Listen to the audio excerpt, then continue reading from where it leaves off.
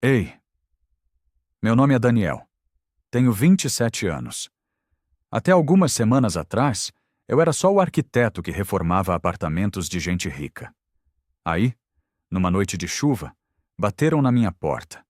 E quando eu abri, tinha uma mulher de vestido de noiva encharcado, borrada de rímel, tremendo de frio. Ela cheirava a jasmim e água da chuva. Olhou para mim com aqueles olhos escuros e disse: Eu não consegui dizer sim para ele, porque eu só pensava em você. O detalhe? Ela era casada com o homem que tinha destruído minha família. Se você está vendo isso agora, fala de onde você é nos comentários. Porque eu ainda não sei se o que a gente fez foi errado. Eu não deveria ter atendido aquele telefone. Era uma segunda-feira de manhã, e eu estava sentado na mesa da cozinha do nosso apartamento pequeno, olhando para o meu pai assistir televisão em silêncio. Ele fazia isso todo dia desde que perdeu o emprego. Só ficava ali, encarando a tela, sem realmente ver nada. A demissão tinha acontecido anos atrás, mas a mágoa ainda estava fresca. Fresquinha. Como se tivesse sido ontem. Aquele empresário, filho da puta, meu pai murmurou, quando passou uma propaganda de construtora na TV. Um dia essas pessoas vão pagar. Eu não disse nada. Só tomei meu café e esperei o Matheus buzinar lá embaixo. Matheus era meu amigo de infância. Dirigia aplicativo agora, mas nas horas vagas me ajudava a carregar material de obra. Naquela manhã, a gente tinha um serviço pequeno do outro lado da cidade. Foi no caminho que meu celular tocou. Um número que eu não conhecia. Uma mulher educada, voz de secretária, perguntando se eu podia ir até a construtora Roberto Andrade para conversar sobre um projeto importante. Roberto Andrade. O sobrenome queimou na minha língua. Esse não é o cara que ferrou teu pai? Matheus perguntou, me olhando de canto de olho enquanto dirigia. É. E tu vai? Fiquei um tempo em silêncio, olhando os prédios passarem pela janela. Preciso do dinheiro, eu disse por fim. Matheus balançou a cabeça, mas não insistiu.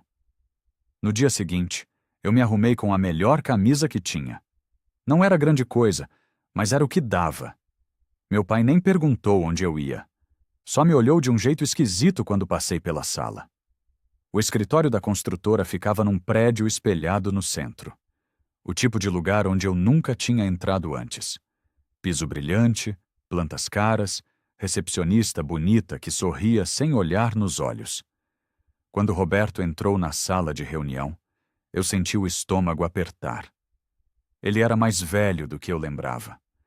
Cabelo grisalho nas têmporas, terno impecável, relógio que devia custar mais que meu aluguel de 1 ano.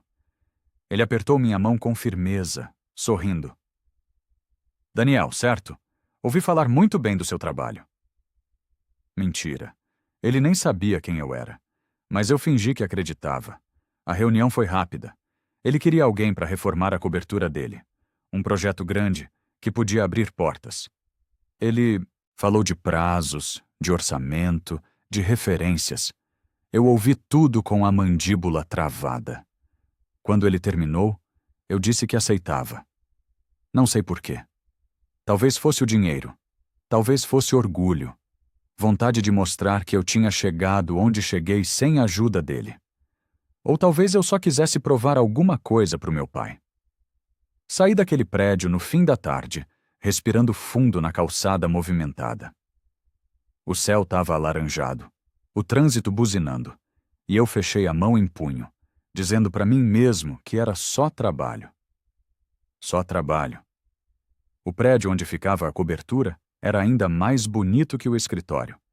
Fachada antiga, reformada, hall de entrada com piso de mármore frio e espelhos enormes. Tinha câmeras de segurança em cada canto. O tipo de lugar onde cada passo ecoava. Quando entrei pela primeira vez, no fim de uma manhã ensolarada, encontrei a dona Cida na portaria. Ela era funcionária antiga do prédio. Conhecia todo mundo. E, por sorte, me conhecia também. Daniel? Menino, quanto tempo? Ela me abraçou apertado, cheirando a sabão em pó e café fresco. A sua mãe trabalhava aqui perto, né? Eu lembro de você pequenininho. A gente conversou um pouco sobre a família, sobre trabalho. Ela fez questão de me avisar que a madame lá de cima era gente fina, mas vive de cara fechada. Não entendi direito na hora. Subi no elevador de serviço, carregando caixas de material. O elevador rangia, um som metálico e agudo que me deixava nervoso. Dentro da cobertura, escutei uma voz feminina ao telefone, mas não vi ninguém. Só via o espaço. E que espaço! Paredes de vidro com vista para a cidade inteira. Móveis caros, estantes cheias de livros, piso de madeira clara. Tudo parecia saído de revista. Passei o resto do dia tirando medidas, conversando com os outros pedreiros que tinham vindo ajudar. Quando o sol começou a descer, apaguei as luzes e fiquei sozinho por um momento, olhando a cidade pela janela. Não percebi que ela estava me observando de longe. No dia seguinte, Helena abriu a porta pessoalmente. Eu tinha visto fotos dela nas revistas de arquitetura que Roberto guardava no escritório dele. Mas ver ao vivo era diferente. Ela era bonita.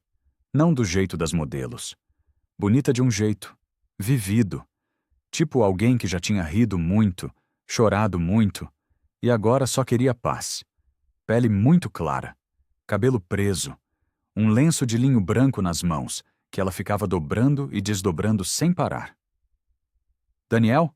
Ela perguntou, me encarando com olhos escuros. Sou eu. Ela me fez entrar, começou a analisar as plantas do projeto. Fazia perguntas técnicas, apontava coisas que queria mudar, falava de forma direta, mas educada. Sempre educada. A gente caminhou pelos cômodos. Ela mostrava o que queria em cada ambiente. E no meio disso, pequenas coisas escapavam.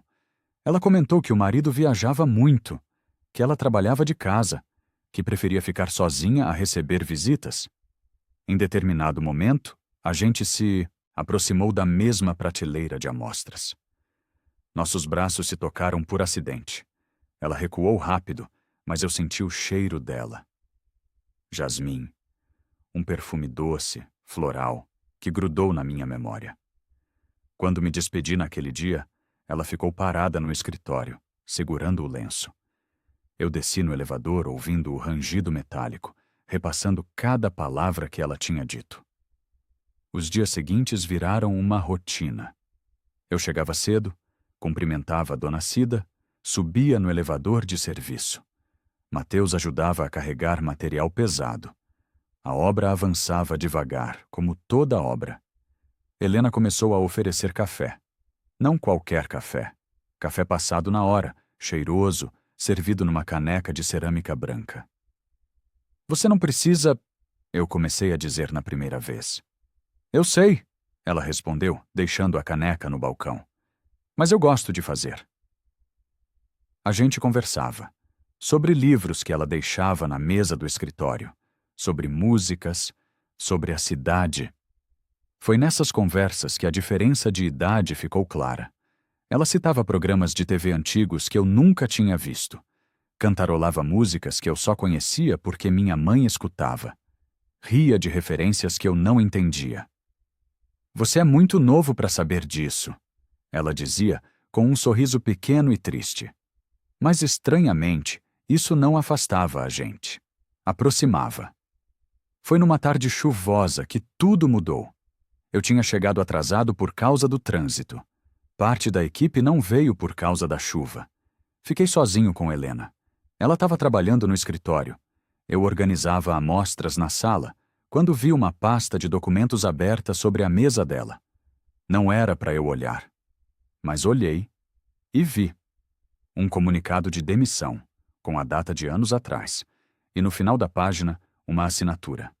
Helena. Meu coração parou. Era ela. Ela tinha assinado a demissão do meu pai. Quando ela voltou do telefone, eu estava parado, segurando o papel com a mão tremendo. Tudo bem? Ela perguntou, franzindo a testa. Tudo. Menti, largando o documento e fingindo que nada tinha acontecido. Mas minha voz saiu seca.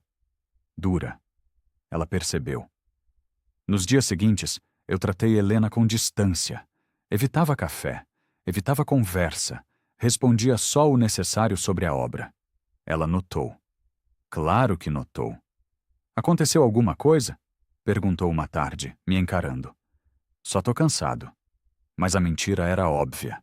No fim daquela semana, ela pediu que eu ficasse até mais tarde.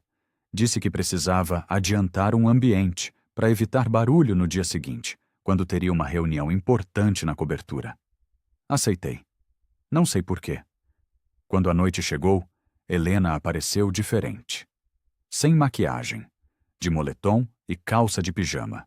Descalça, mais humana. Ela se sentou na bancada da cozinha enquanto eu ajustava uma tomada e começou a falar. Sobre a pressão de organizar uma cerimônia de renovação de votos com Roberto. Sobre como o marido queria reforçar a imagem do casal. Sobre como ela não sabia se merecia uma nova festa de casamento. Eu não disse nada. Só escutei. E pela primeira vez, vi Helena não como a mulher rica e inalcançável, mas como alguém tão preso quanto eu. A renovação de votos virou assunto constante. Helena trabalhava nos detalhes obsessivamente. Convites, flores, fotógrafo. Eu reformava a sala, que seria cenário das fotos. E no meio disso, a gente conversava. Ela falou da juventude, de como não tinha escolhido muita coisa na vida, de como o casamento com Roberto tinha sido mais um acordo do que amor. A imagem pesa, ela disse uma tarde, olhando pela janela. Às vezes eu nem sei mais quem eu sou debaixo disso tudo. Eu queria continuar com raiva dela, pela assinatura, pelo que ela tinha feito com meu pai. Mas não conseguia, porque no fundo eu via uma mulher sufocando. E isso me assustava. As semanas passaram devagar. A intimidade entre a gente cresceu sem que nada abertamente físico acontecesse. Pequenos códigos surgiram. Helena começou a deixar uma caneca de café virada para mim no balcão sempre que estava sozinha em casa.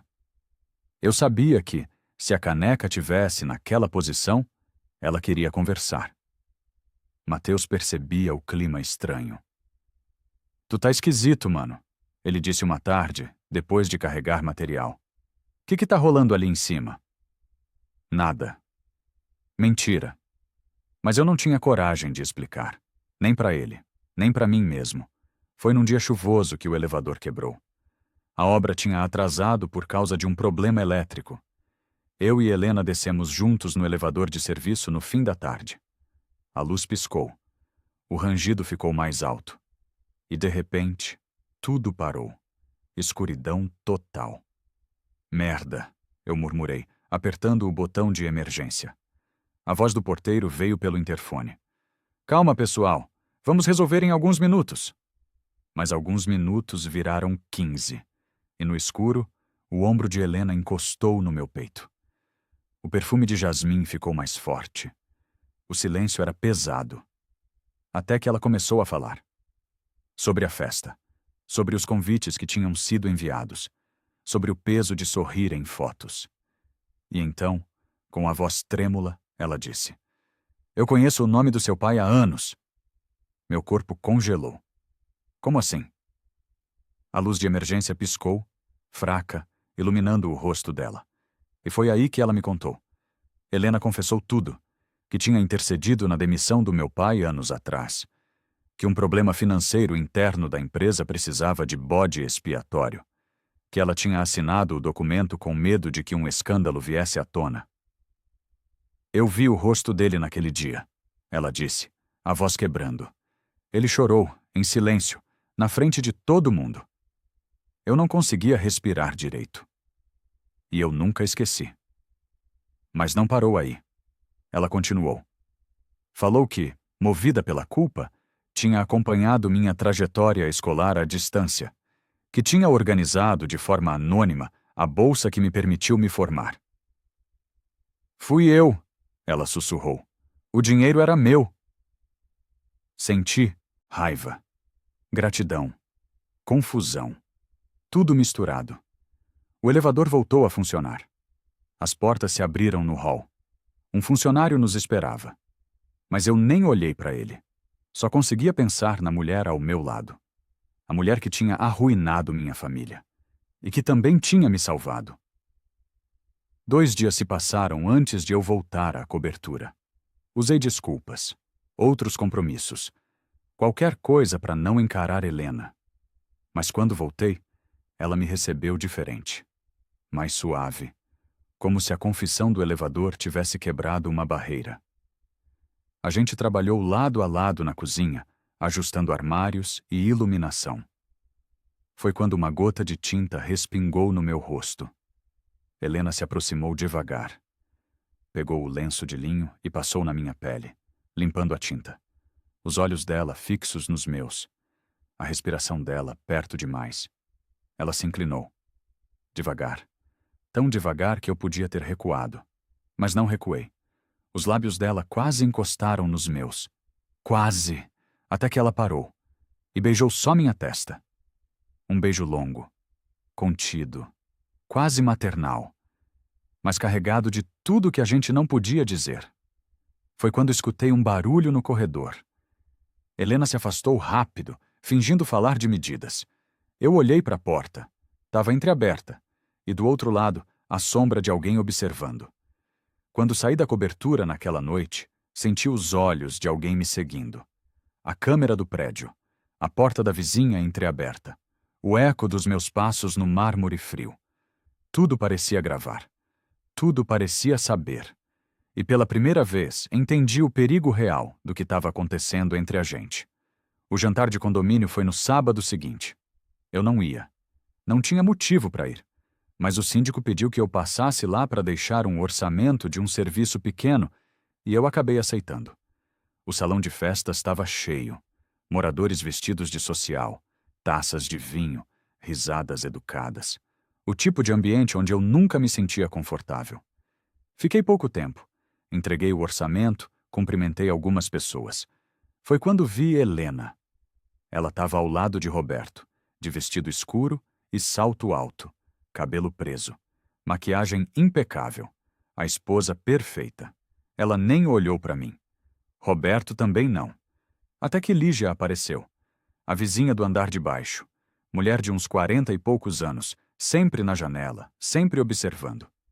Daniel, ela disse alto, sorrindo com uma taça na mão. Que bom te ver por aqui. Todo mundo olhou. Ela veio até mim falando sobre a obra, sobre como eu era tão dedicado. E então, olhando diretamente para Helena, soltou. Arquitetos dedicados assim deixam qualquer cliente mal acostumada, né? E riu. Uma risada leve. Inocente demais para ser inocente. Helena ficou pálida. Roberto franziu o senho. E eu senti o chão sumir debaixo dos meus pés. Saí daquele salão rápido. Desci para o estacionamento respirando fundo, tentando acalmar o coração. No corredor vazio, senti o cheiro de jasmim. Mas Helena não estava ali. Só o perfume dela, grudado nas paredes, no ar. E ao longe, escutei a risada forçada de Roberto com os outros convidados. Na segunda-feira seguinte, Roberto me chamou na construtora. Disse que precisava ajustar prazos. Mas o tom era diferente. Ele me tratou com formalidade exagerada. Não me chamou de menino, como antes. Usava meu primeiro nome com uma ênfase estranha. Daniel, eu confio no seu trabalho, ele disse, me encarando. Mas é importante manter profissionalismo. A palavra ficou pendurada no ar. Profissionalismo. Eu entendi o recado. Saí daquele escritório com a sensação de estar sendo vigiado, de estar sendo medido, pesado, julgado. E eu estava certo. 2 dias depois, Helena mudou. O clima na cobertura ficou pesado. Ela estava distraída, derrubava objetos, falava pouco. Eu tentava manter a normalidade, mas algo tinha quebrado. Foi numa tarde que ela recebeu uma mensagem no celular. Eu não li. Só vi a expressão dela mudar ao olhar a tela. Ela ficou parada por um tempo. Depois respirou fundo e disse: Daniel, a construtora decidiu redistribuir o projeto. Outra equipe vai assumir a finalização da obra. As palavras saíram secas. quase ensaiadas. Por quê? Perguntei. É melhor assim, para todos. Ela não olhou nos meus olhos. Eu quis perguntar mais, quis gritar, quis entender, mas só consegui acenar com a cabeça. Recolhi meus materiais em silêncio. Helena ficou no escritório, de costas para mim. Quando terminei, coloquei tudo na mochila e me despedi. Ela murmurou obrigada pelo trabalho, sem se virar. Desci no elevador sozinho. O rangido metálico ecoava mais alto do que nunca. Foi só em casa, mais tarde, que abri a mochila para tirar as plantas do projeto. E encontrei o lenço de linho dela, dobrado, cheirando a jasmim. E dentro dele, um bilhete curto, escrito à mão. Preciso terminar algo antes de poder falar com você. Meu pai percebeu que algo tinha mudado. Perdeu o trabalho? Ele perguntou quando me viu sentado à mesa da cozinha, encarando o bilhete. Sim. Eu avisei. Aquele tipo de gente sempre pisa na nossa cabeça de novo. Ele continuou falando, mas eu não escutava. Só conseguia pensar em Helena. Nos dias seguintes, tentei seguir em frente. Me encontrei com Matheus num bar simples. Contei parte da história, sem mencionar a atração. Falei sobre a demissão do pai, sobre o bilhete. Mano, Matheus disse me olhando sério. Sai fora disso. Gente daquele mundo não se mistura com a gente. Ele estava certo. Eu sabia que ele estava certo. Mas não conseguia. A construtora ligou algumas vezes oferecendo outros projetos pequenos. Recusei todos. Disse que ia tirar um tempo. Meu pai brigou comigo por isso. Disse que eu estava jogando dinheiro fora por orgulho. Talvez ele tivesse razão. Mas eu não conseguia trabalhar para Roberto de novo. Não depois de tudo. Algumas semanas se passaram. Dias iguais. Trabalhos. Pequenos. Rotina vazia. Eu evitava passar perto da região da construtora. Evitava o bairro da cobertura. Mas, mesmo assim, Helena estava em tudo. No perfume parecido de uma passageira no carro do Matheus. Na música que tocava nas lojas. Na fachada de prédios semelhantes. Dona Cida ligou uma vez. Daniel, por que você não aparece mais aqui? Mudou o projeto, Dona Cida. Outra equipe assumiu. Ah, entendi. É que as coisas estão estranhas por aqui. Como assim? A madame lá de cima tá sumida, trancada. Nem descer para buscar correspondência ela desce mais. Fiquei calado. Você sabe de alguma coisa? Ela perguntou. Não, Dona Cida. Não sei de nada. Desliguei rápido. Guardei o lenço de linho na gaveta da cabeceira. Não tive coragem de jogar fora. Foi numa tarde que o ônibus me deixou perto do prédio de Helena. Não planejei. Foi coincidência. Mas em vez de pegar outro transporte direto para casa, caminhei. Passei na frente do prédio. O porteiro novo nem me reconheceu. Dei a volta no quarteirão. Vi o carro de Roberto entrando na garagem. E imaginei Helena lá em cima. Sozinha. Nos dias seguintes comecei a fazer desvios de caminho. 1, 2 vezes por semana. Sempre no fim de tarde ou à noite. Só para ver o prédio. Para ver a luz da varanda. Matheus percebeu. Por que a gente tá dando volta nessa mesma quadra? Ele perguntou uma noite, me dando carona. Não respondi. Ele parou o carro na esquina. A gente ficou ali, em silêncio, olhando para cima. E por um breve instante, vi uma silhueta feminina na janela, antes da cortina ser fechada. Foi Matheus quem me arrastou pro bar numa sexta-feira chuvosa. Vamos tirar essa mulher da tua cabeça, ele disse. Nem que seja por uma noite. Bebi pouco, conversei sobre trabalho, sobre família, sobre nada. Mas Helena continuava ali, no fundo da minha cabeça. Quando decidi ir embora, já era tarde, perto da meia-noite. Recusei carona do Matheus. Disse que ia a pé, que precisava esfriar a cabeça. A chuva apertou. O barulho da água nos toldos das lojas. O som distante de buzinas. Sem perceber, tomei o caminho que passava em frente ao prédio. E quando levantei os olhos, vi. A varanda da cobertura estava acesa pela primeira vez em semanas. As cortinas abertas de um jeito diferente. Um pedaço de vestido branco pendurado na lateral de uma cadeira. Fiquei parado na calçada oposta, encharcado, encarando aquela luz. Até que um trovão me fez correr para casa. Cheguei no apartamento pingando. Tirei a camisa molhada. Liguei o abajur amarelado da sala. Me sentei no chão, tentando me acalmar. A chuva continuava do lado de fora. Os pingos na janela criavam um ritmo constante. Fui até a gaveta. Peguei o lenço de linho. Deixei em cima da mesa. Encarei aquele tecido como se ele tivesse respostas. Foi quando ouvi uma batida fraca na porta. Achei que era vizinho, ou Mateus preocupado. A batida se repetiu, mais insistente, acompanhada de um som leve, tecido arrastando no chão. Me levantei devagar. Quem é? Uma voz feminina, trêmula, respondeu baixo. Girei a maçaneta. Abri a porta e vi Helena, encharcada de chuva, de vestido de noiva, borrada de rímel, olhando direto nos meus olhos. Puxei ela para dentro, rápido. Fechei a porta com cuidado, tentando não fazer barulho para os vizinhos. Ela estava tremendo, de frio, de choque. Peguei uma toalha, pedi que sentasse no sofá. Ela mal conseguia falar. Só ficou ali, respirando rápido, as mãos apertando o tecido do vestido. Foi quando ela conseguiu dizer, com a voz rouca. Eu não consegui dizer sim. Fiquei em silêncio.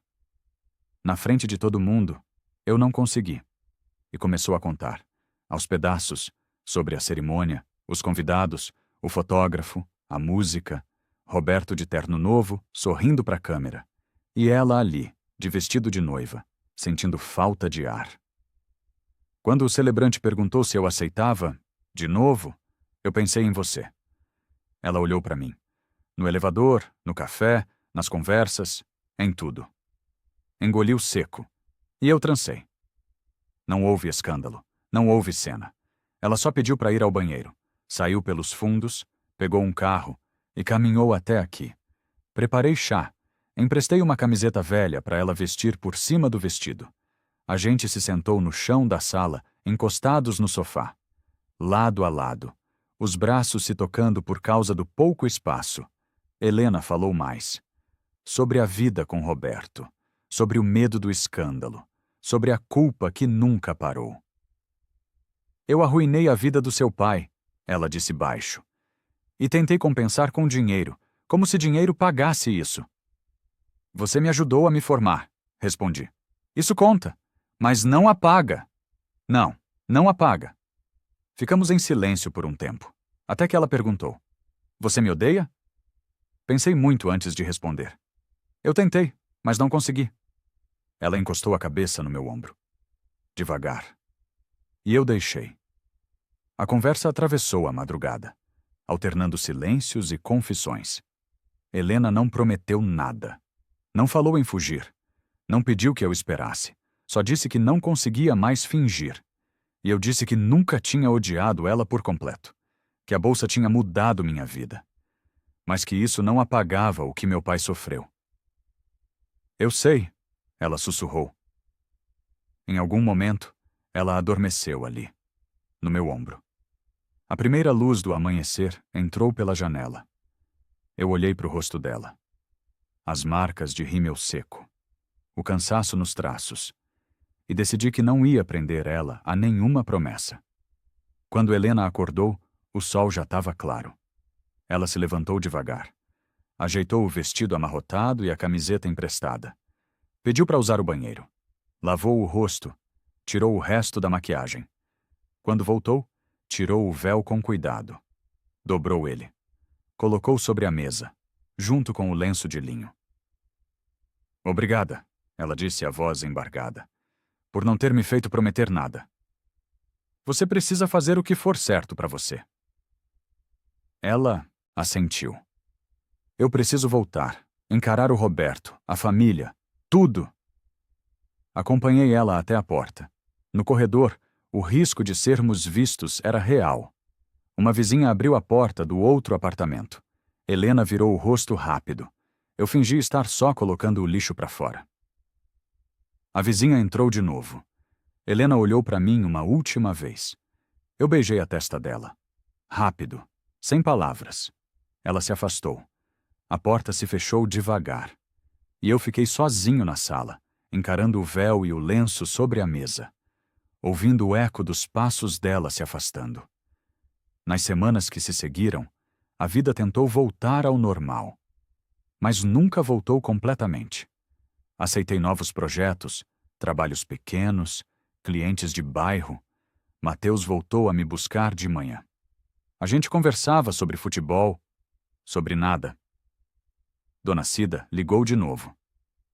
As coisas tão esquisitas aqui no prédio, ela disse. Como assim? A festa de renovação não saiu como esperado. Tá todo mundo comentando. O que estão falando? Ninguém sabe direito. Só que não aconteceu. E a madame anda sumida. Não perguntei mais. Certo dia fui contratado para um serviço pequeno, num apartamento de outro andar, no mesmo prédio. Hesitei, mas aceitei. Quando entrei no hall de novo, senti tudo de volta. O cheiro do mármore, o eco dos passos, o rangido do elevador. Dona Cida me abraçou apertado. Que saudade, menino. Terminei o serviço rápido. Quando desci, em vez de pegar o elevador, usei a escada interna.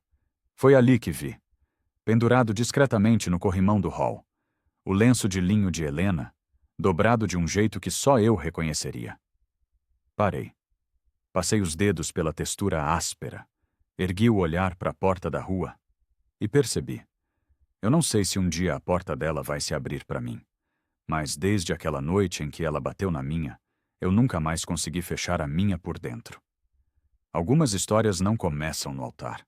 Começam na porta que a gente não teve coragem de manter trancada.